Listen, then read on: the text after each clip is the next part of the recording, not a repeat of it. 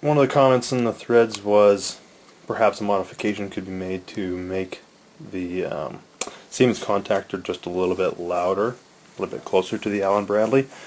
I know the Allen Bradley has a bit more of a current draw, and since we're all using, a lot of the people on this thread have Siemens, thought this would be relevant. So I have made a little bit of a modification here.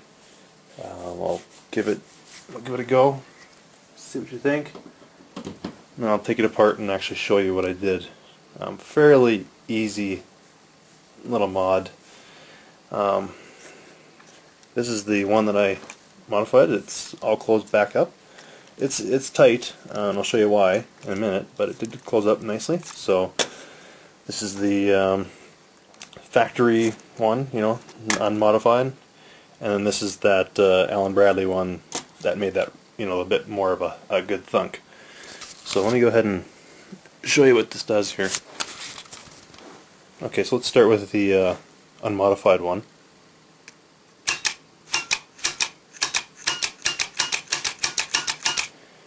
And the modified one.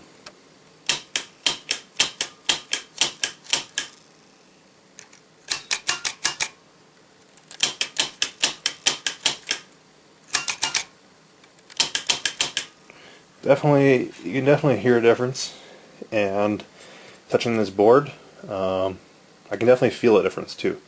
So it's definitely giving me a better feedback, in my opinion.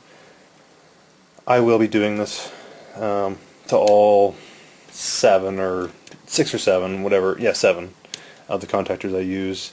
I might, in the end, still use this one, like I said in my other review. Might use it for a knocker or something like that, connected to a relay. I'll show you just this one, comparing the new modified one with the Allen Bradley. It's still not quite as loud as the Allen Bradley, but it's, it's not bad.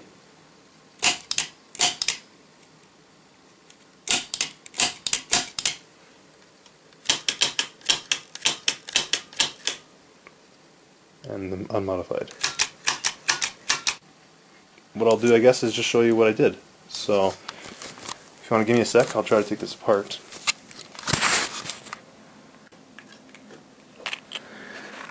Alright, so here it is. Let's see if I can do this on camera. Here's the unit. It's a little hard to see, I suppose. It has these little tabs. Now I did have to cut, as you can see, I had to cut the sticker. Probably avoids a warranty of some sort, but I bought it used, so who cares. So let's go ahead and you just got to kind of lift it up a little bit. I guess I'm not really showing you. There you go. Just kind of lift it up. You'll see a little bit better on the other side. It's got those tabs there.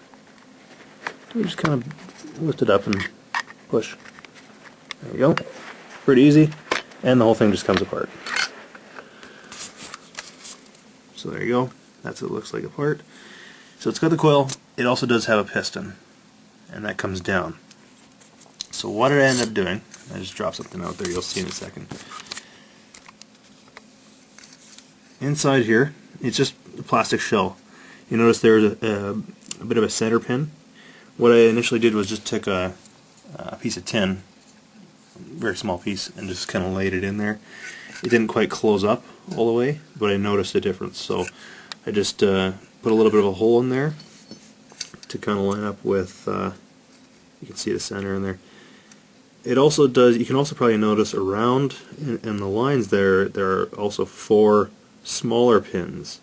To get it to close without sanding or doing any modification, I could drop that in there and close one side, but I didn't want any kind of irregular wear, the piston hitting one side and starting to wear the plastic out or anything inside. So what I mean by plastic is, if there's any plastic in the sleeve at all or whatever.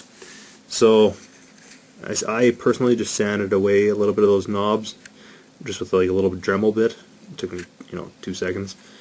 I'm going to go ahead and drop that in there. It's a little low light in here, so I apologize. You probably won't be able to see it all that well, but you'll get the idea.